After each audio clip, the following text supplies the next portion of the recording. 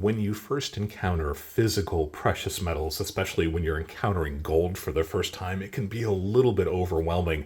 And while this display might look a little bit overwhelming if you've never seen physical gold before, by the time we end this video, you're going to be a lot more comfortable with the idea of physical gold, because this video is called Welcome to Gold. This is a beginner's guide.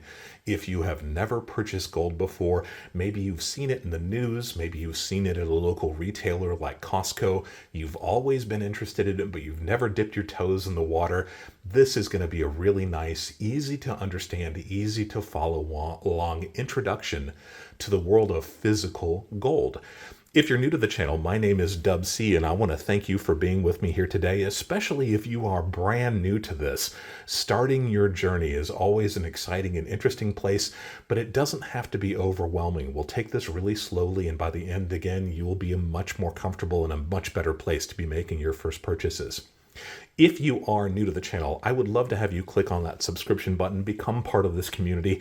I have tons of videos that will help you on as you get further and further into this, but don't be overwhelmed by it at first. We're going to take this nice and slow. If you are one of my returning subscribers, thank you guys as always. We're going to talk about some interesting pieces. Some of them you may have seen before, some of them may be brand new to you. By the end of this video, you'll have a refresher on some of the things that maybe you've become a little bit more familiar with. It's not a bad idea to pick up a little bit of extra information along the way, but towards the end of this video, I'm going to ask for your help because I would like to know some of the tips, some of the tricks, some of the techniques, some of the failings maybe that you had early in your gold stacking career. And hopefully the new folks to this will be able to learn from your experiences the same way that I'm going to try to teach them through my experiences. We're going to start with a simple concept, a simple disclaimer, and that is that I am not a financial advisor. I'm not trying to offer you any kind of financial advice. I'm simply trying to share some of my experience having bought and sold precious metals and rare coins for the last 30 or 40 years. And I also like to begin my videos with a couple of concepts. In this case, we're going to start with a couple of questions I want you to be thinking about, and then I'll hit you with a couple of concepts, a couple of definitions. I'll throw in a few other definitions as we get deeper into this, but this will be really easy to follow along. Introduction to gold. Let's start with those questions. The first one is, why are you deciding to buy gold? I want you to be thinking about this as we talk about the examples that you see here. It does come into play a little bit later. Is it for diversification? Is it for a perceived loss of purchasing power? Do you feel it's an investment? Is there some other reason why you'd like to hold physical gold? It's important to be thinking about this because it does help kind of direct you in the area that you want to pursue depending on how you answer this question. The second question I have is, what is your budget? For an average gold stacker, we have lots of different options. Some people try to put in a few $100s a month. Some people are perfectly fine putting in a few $1,000s a month into this world. If you want to make a few $100 purchases, that's perfectly fine. If you have tens or even hundreds of thousands of dollars that you want to put into this, I'm going to have the information for you too. But it's important for you to kind of select how much money it is that you feel that you can dedicate to this, because it also will direct in what areas you're going to be putting your money. We'll talk about that as we get deeper into each of these individual items. So the other concepts that I have, and I've got two of them, are purity and weight. If you came to this video from Welcome to Silver, where I talked about some silver options when you're first getting into the silver market, we talked primarily about one purity, and that purity is 3 nines fine. That is just a way to rhyme the idea of pure silver or pure gold. Gold and silver are generally considered to be pure when they are of a millesimal fineness of 999 parts per thousand. Sometimes you see that abbreviated as 0.999. Sometimes it's expressed as a percentage, 99.9%. Either way, it means the same thing. You'll hear me say 3 nines probably throughout this video, and it means 999 parts per thousand pure. There are some vehicles that are slightly more pure than that, 4 nines or even 5 nines fine. At a certain point, it's almost a gimmick. You'll see an example here later on. It doesn't really matter. What really matters is if you're talking about pure gold, you're talking about 0.999 or 99.9% pure. And let me just stop here and say, if you want to stop the video periodically and take notes, that's perfectly fine. Remember, you can always go back and rewatch elements of this video as well. So that is the first major purity that you're probably going to encounter when you start purchasing gold. Depending on what part of the world you're located in, gold can be a little bit geographic. It's an interesting idea, and we'll talk about that too. The second most commonly encountered form of gold is 91.7 or 91.67% pure. You can see that that's not exactly 3 nines fine. It's not 99.9% pure. There is a small amount of copper, often, sometimes it's other elements, including silver, that are alloyed with some gold vehicles. And that is alloyed because of history. Pieces were made in the past out of this alloy. Sometimes it's to make the pieces more durable. Pure gold is quite soft in terms of a metal, and it scratches easily and can get dents and dings. So by alloying a small amount of copper or copper and silver or whatever else is put into the mix, you can actually make the gold substantially more durable. So you'll often see pieces that are 91.67, sometimes just abbreviated 91.7% pure. We'll talk about some of those, including some of the most popular gold vehicles that you can find.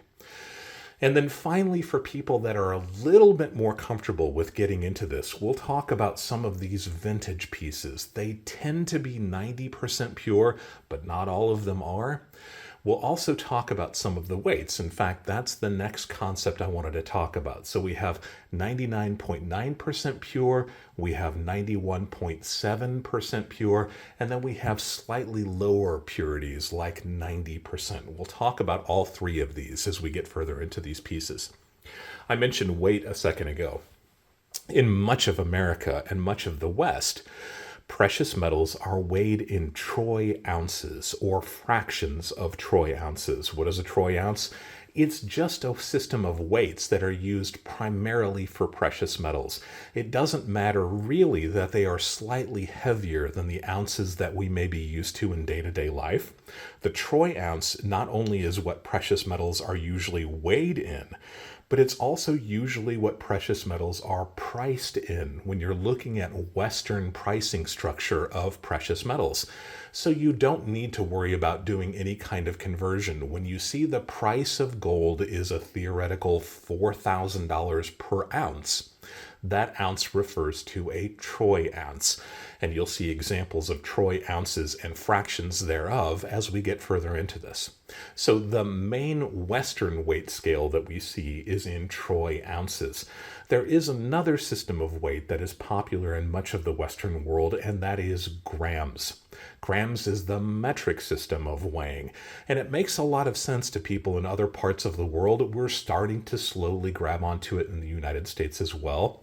A gram is significantly smaller than a troy ounce, or even most common fractions of a troy ounce. And the benefit to that is you can have a much more precise amount of precious metals. If you're able to find pricing based on the gram, and you know how many grams of pure metal you have, it gets to be a pretty easy thing to convert also. But for right now, in much of the Western world, specifically in the United States where I'm located, we still use troy ounces. Again, that's what things are weighed in, but it's also what things are priced in. So you've got a couple other concepts to think about. You've got purity, 3 nines fine or 99.9% pure. You have 91.67% pure, and you have slightly less pure, somewhere around 90%. I'm being vague for a reason, and you'll see that as we get further into this. And then we've got two essential systems of weights. We've got the troy ounce and we've got the gram. You'll see examples of all of those as well. So that's a really basic introduction to gold. I want to talk about 3 of the most commonly encountered and most logical things for somebody who is brand new to this to be considering for their purchase. We'll talk about some pure gold elements. We'll talk about some of those 91.7% pure vehicles, and we'll talk a little bit about the classic pieces that are slightly less pure.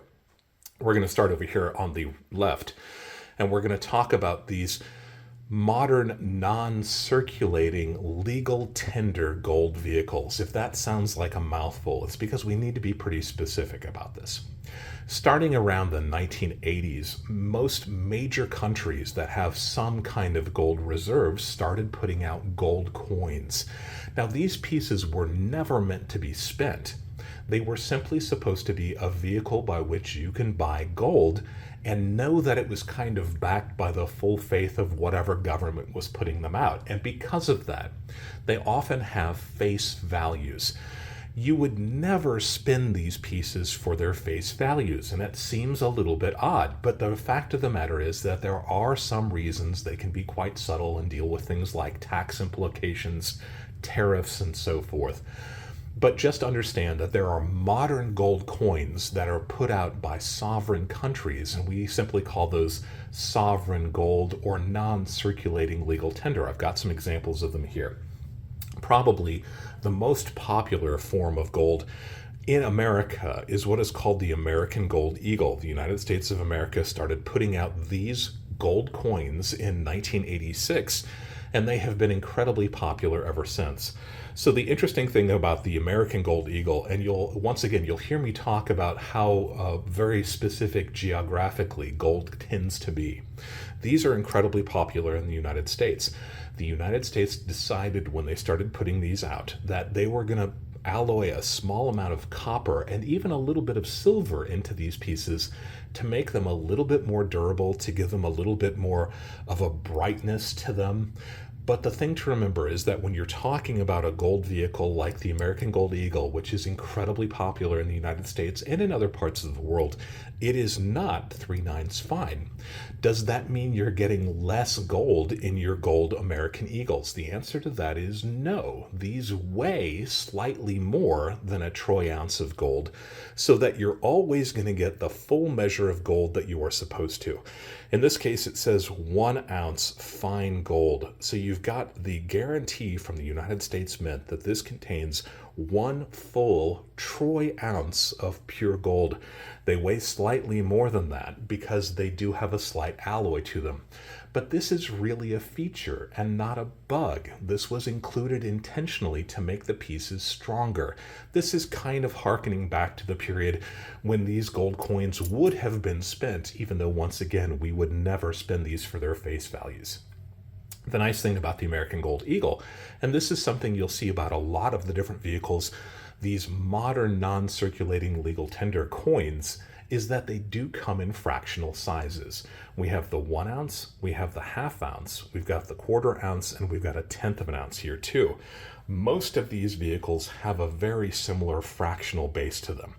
So depending on your budget and depending on your wants and needs, you can actually buy and hold smaller than full troy ounce increments, and we'll talk about that a little bit later as well. I've got examples of some South African Krugerrands. If you are of a certain age, this is a really popular, well understood, and easy to understand 1 troy ounce vehicle. These were started in the 1960s. They continue to be made to this day, and for many people, this is what we think of when we're thinking of gold. This is also considered to be a non-circulating legal tender piece. And these pieces are also 91.7% pure, alloyed with a little bit of copper to make them more durable. Again, we'll talk about that as we go further into this. We do have some examples of other non-circulating legal tender pieces. This is a Chinese piece. This is 1 gram of pure gold. This is shifting from the troy ounce weights that we saw earlier with the American Gold Eagle and the South African Krugerrand, to show how small a gram of gold is. We'll talk about those when we talk about the gold bars here in just a moment. But I also have some examples of some of the Canadian non-circulating legal tender. Again, depending where you are in the world, there is probably the most popular local or regional type of gold coin. This is part of the Canadian Maple series. And while these are fractional pieces, this is 1/10 of a troy ounce, Canada has upped the game a little bit by making their pieces 4/9 fine. Again, it gets to be a little academic at a point. As long as it's 3/9 fine, it's considered to be pure by the standards of most of the smelters, refineries, and everybody who is buying precious metals as well.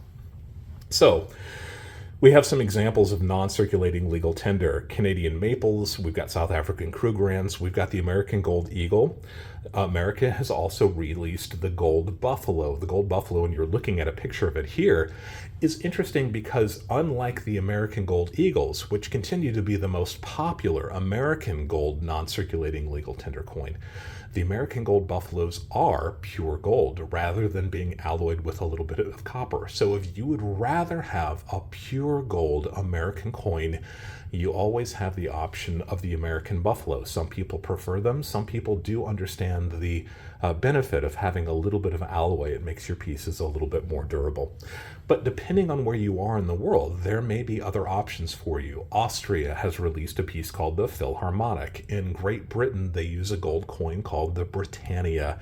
Mexico releases a gold coin called the Libertad. And there are pieces from Australia like the kangaroo. So there are lots of different pieces that are released around the world. And generally speaking, wherever you are in the world, it is that local gold coin that will be considered kind of the premium that everybody wants. You have flexibility and you have other options. But it's interesting that we all seem to favor the gold coins from within our region. We'll talk about that a little bit later too. Modern, non-circulating gold coins, easy to understand. What are the advantages and disadvantages? They are well known in the area where you are. The pieces that come from the area where you are tend to be the best known. They are easy to understand, and most of them come in fractions of a troy ounce. Again, we have an example of a 1 troy ounce. This is the half troy ounce. This is a quarter of a troy ounce. And then we've got the small 1/10 of a troy ounce. It's nice to have the same design, the same purity, and an easy to understand format. And almost all of these pieces, these modern non-circulating legal tender pieces, come in these fractions of a troy ounce. If gold is that theoretical $4,000 per troy ounce, and again, gold is a globally traded commodity, the price could be significantly higher or lower when you're watching this video. If gold is $4,000 a troy ounce, you know immediately that a half troy ounce contains $2,000 worth of gold. A quarter of a troy ounce contains exactly $1,000 worth of gold, and a tenth of a troy ounce contains exactly $400 worth of gold.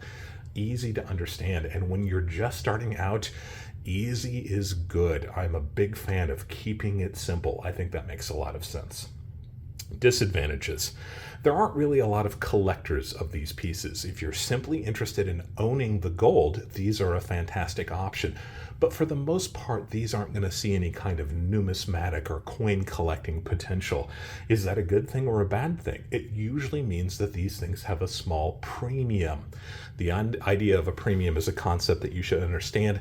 A premium is the amount that you must pay over and above the value of the gold. That's so the person selling it can make a small profit, keep their lights on, keep their inventory. Premiums, we'll talk about those too.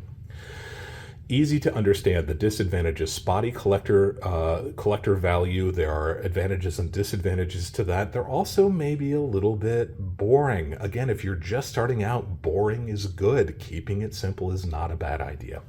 So the modern legal tender gold coins, a great place to start. Easy to understand, easy to buy, easy to sell. That is a really good option. We're going to talk about gold bars here now. Gold bars have been around forever also. They come in many shapes and sizes. They are fractions of a troy ounce. They come in gram sizes as well. Most popular options include national mints, but also private refineries. There are private refineries who put out these pieces because there's such a strong demand for them as well. Many national mints, like the United States Mint, does not currently put out gold bars, but some sovereign countries' mints do put out gold bars, and they do make an interesting option. Some of the most common ones that you're going to find include the British Royal Mint. There's also several mints within Switzerland. Pamp Swiss is one of the most popular ones. There's a one called Valcombe. There is the Royal Canadian Mint, continues to put out gold and silver bars. The Perth Mint in Australia and the Rand Refinery in South Africa, the people that make the gold Krugerrands, all put out gold bars also. The advantages to those: Unlike some of the non-circulating legal tender coins that we saw were 91.7% pure, virtually every gold bar you find is going to be at least 3/9 fine.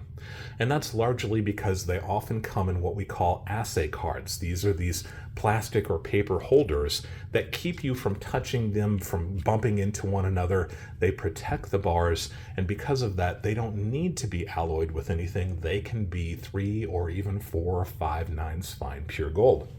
Definitely advantages. They come in very precise weights. So you've got examples here of a modern Pamp Swiss bar. This is exactly 1 gram of gold. Remember, I said that grams are a little bit more common in some parts of the world. When it comes to gold bars, gram bars are a very common weight. 10 gram or 5 gram or 20 gram, 50 gram or even 100 gram bars are not unusual. Typically, when we think about gold bars, we think about the pieces that have been sold recently through places like Costco, and they do come in troy ounces also. It really kind of depends on your preference. The amount of gold is going to be precise, weighed in either grams or troy ounces. In this case, we have an example of a very vintage bar from the refinery Engelhard, and this is 1/4 of a troy ounce of pure gold. So you can see that you've got lots of different options when it comes to gold bars. They are a simple, really easy to understand, and quite popular way to buy gold also.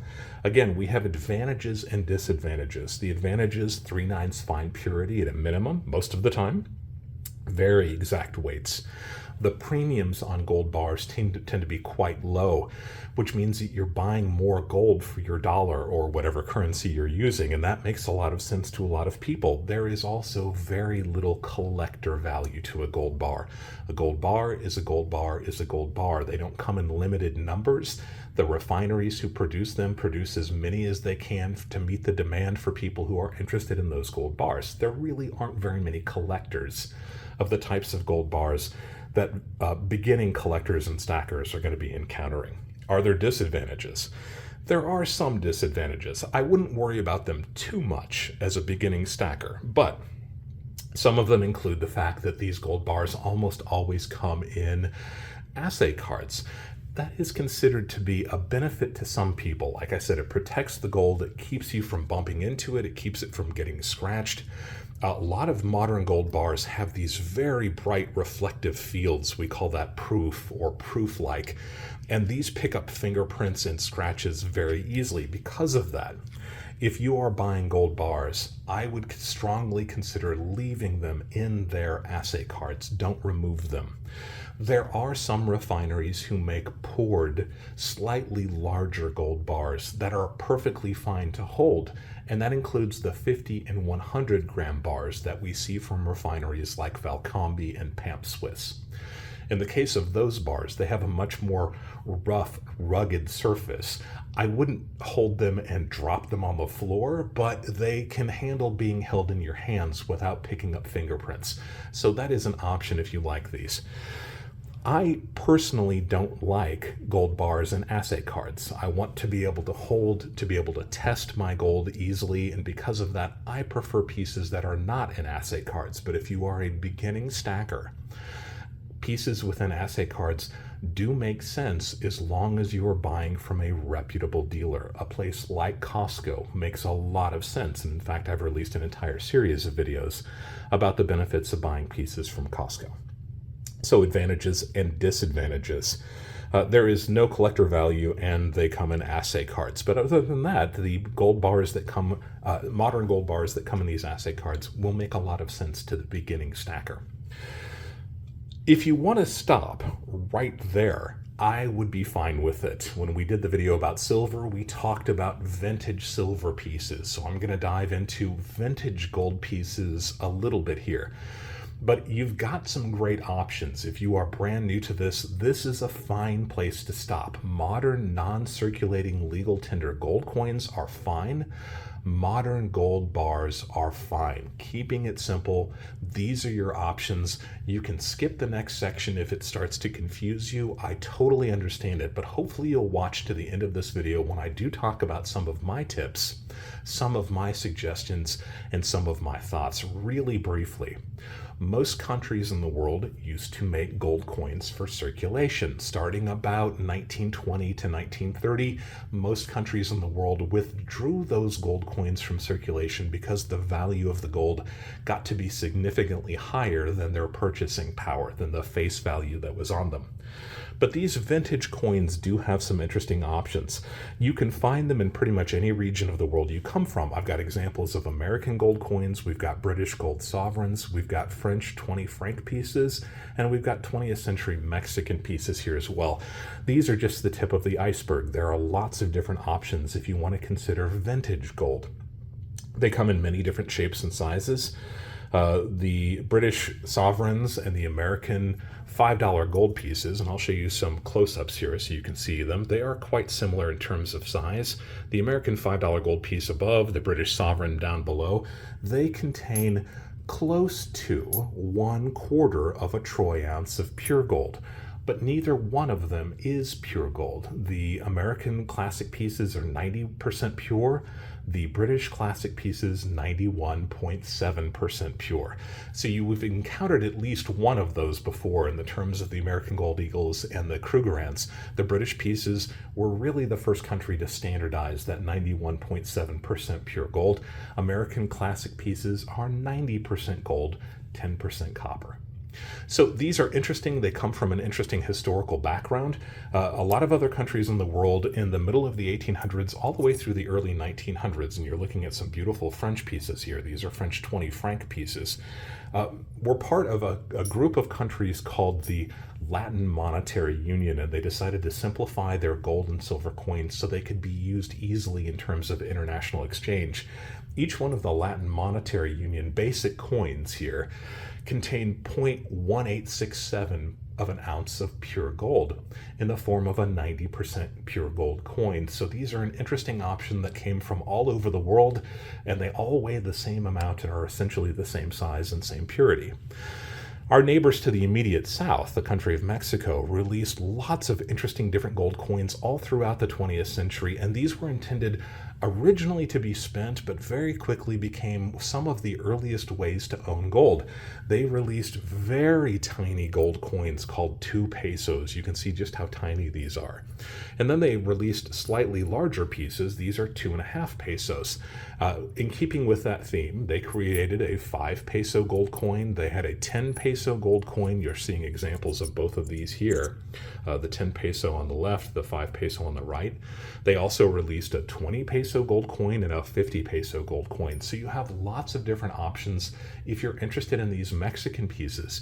The Mexican pieces, like some of the Latin Monetary Union, were restruck, backdated as much as 10 or even 20 years to have an earlier date on them. What that means for you as a precious metal stacker is that these pieces don't have any numismatic value. They are simply a beautiful way to own precious metals, like most of the things that you're looking at here. So these are a little bit more of an advanced topic. If you get your sea legs and you become comfortable with the non-circulating legal tender, the sovereign gold coins, and the gold bars, these make for an interesting option because they have beautiful designs. There is some history to them. There are incredibly low mintages on some of them. There is some collector appeal to them.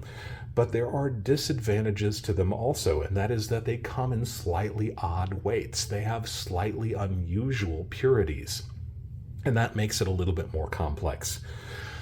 The truth is that these pieces are incredibly well known by people who buy and sell precious metals, whether it's your local dealer or a large online bullion retailer. They will understand these pieces, but for you as a beginning stacker, these offer some interesting options. I would rather see you focus on the bars and the sovereign coins to really start to get an understanding of where it is that you want to go before you dive into these maybe even slightly more interesting historic and exciting gold coins.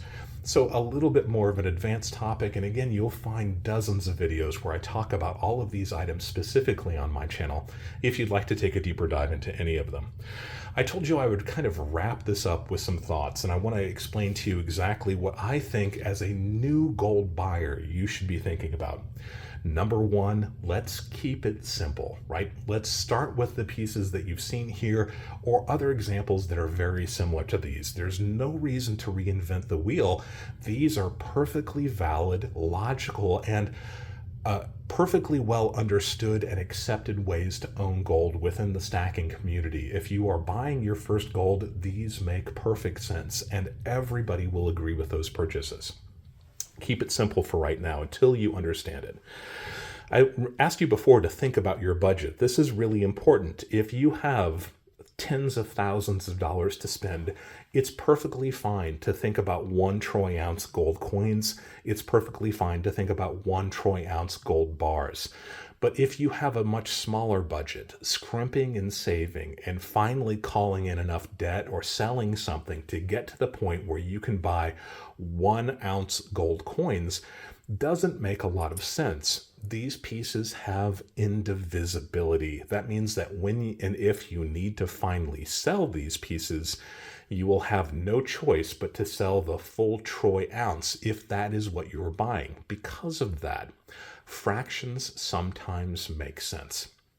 If you have an unlimited budget or you can drop tens of thousands of dollars a month into this, sticking with the larger size makes sense because the larger the size, typically speaking, the lower the premium. And we'll talk about that when we talk about these fractional pieces. If you find yourself on a much smaller budget, maybe you've got $50 or $100 a month that you want to put into gold, then buying these fractional pieces can make sense to an extent. Generally speaking, the smaller the coin, the smaller the bar, the larger the premium. And you'll see that reflected when we talk about things like the 10th ounce versus the quarter ounce. It may seem like the 10th of an ounce is a perfect idea for you because it is the least expensive. But would you believe that currently, as I just looked up the prices before I began filming today, the premium for the 1/10th ounce gold coins, the American Gold Eagles like these, are the same as they are for the quarter of a troy ounce, somewhere around $125 over and above the value of the gold. Each one of them has the same premium, even the quarter ounce, even though the quarter ounce is significantly larger. The smaller the unit, the larger the premium, and that seems to be the case. Don't let yourself pay over what you need to buy the smaller increments. The divisibility of the smaller increments is a bonus. The ability to sell a smaller amount is definitely a bonus, but when you have to start paying a larger premium, that's eating into your gold budget. So think about your budget. Make a logical purchase or series of purchases based on what you can afford, but try to get the largest piece you can as long as it's not really stretching to try to buy those pieces. The smaller the unit, generally speaking, the higher the premium. What is your timeline? Why are you buying gold? Is it a long-term plan for you? Is it that diversification?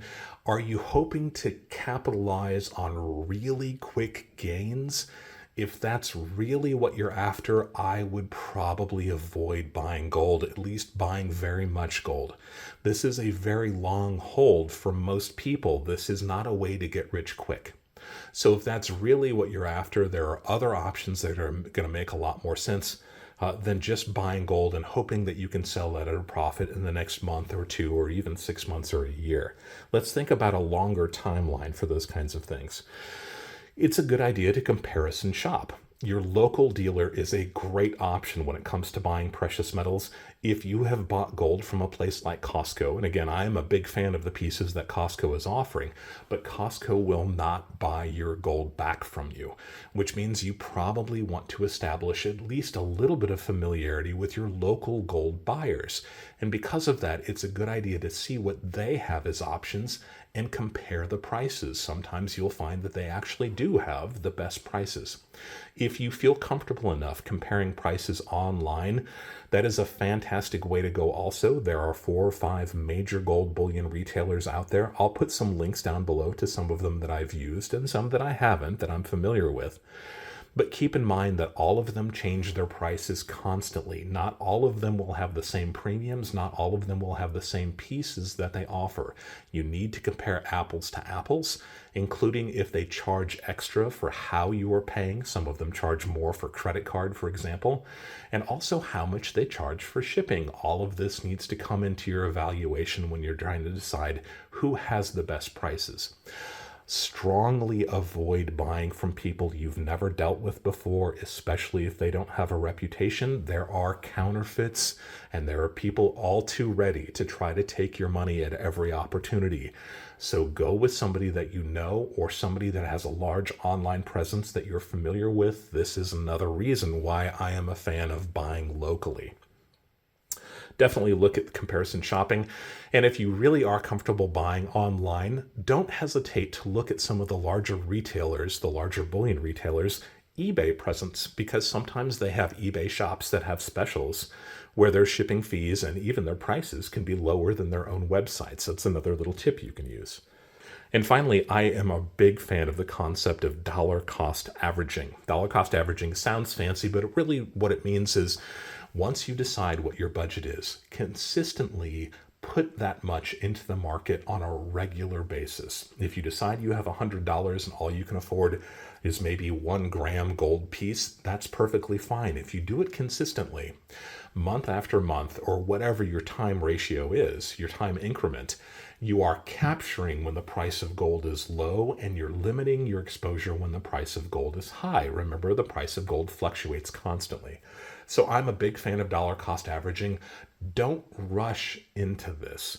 Don't sell other assets unless it's time for those pieces to move. Don't dip deep into savings unless you really feel comfortable that this is the right move for you. This is something that should be done over an extended period of time, in my opinion. Start with a comfortable amount. Get your sea legs beneath you. Make sure you understand some of the concepts that we talked about here. Look at online dealers. Look at your local dealers. Become comfortable with the pieces that you're buying. Dollar cost average on a regular basis, and that way you'll slowly over time accumulate the amount of gold that you really are looking for without exposing yourself to these very high extremes. Remember, the price of gold right now is very close to an all-time high. Is that the time that you want to be buying an asset? Consider that in 2022, just a few years ago, gold was only $1,600 an ounce. And as recently as last year, 2024, as I'm filming, gold was only about $2,000 an ounce. So with a price at $4,000 right now, ask yourself, is this the time that you want to dive headfirst into an asset that has accumulated these very, very high prices over the last 6 months? Dollar cost averaging, and don't jump in headfirst. Take this nice and slow. You've got plenty of time. Let me know your thoughts down below. If you have questions about anything that we talked about here, by all means, leave a question down below. I'm a big fan of saying if you've got a question, there's a good chance somebody else has that question. Let's see if we can answer that question for everyone. Remember, I asked my current subscribers to go ahead and leave their tips, their tricks, their techniques. If there's something that happened that you wish you could take back, leave that for the next generation. Let them know. Let them learn from your mistakes as well as learning from your information. I love the concept of us sharing as much information with each other as we possibly can. I air brand new videos pretty much every Friday evening, and I often go live immediately after that. So hopefully you'll click on the notification bell so you can find out when I've got a brand new video to watch. I am there during the premiere of those videos to answer your questions and chat with you as we're all watching the video for the first time. But then we go live after these with a live stream where I open up the floor to take a deeper dive into things that we just talked about in that video. But we also open the floor to talk about anything coin, precious metals, bullion, gold, silver related, as long as it deals with those topics. The floor is wide open. It's a great way to meet other people in the community. It's a fast-paced and fun thing to be doing, participating in on a Friday night, a great way to kick off the weekend, and I love the live streams that follow our general release brand new premiere videos on Friday nights.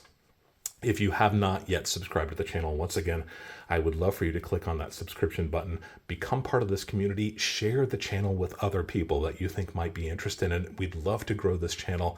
I end my videos by saying, always be learning, and thank you for letting me be a part of your journey as we go deeper into the world of coins and physical precious metals.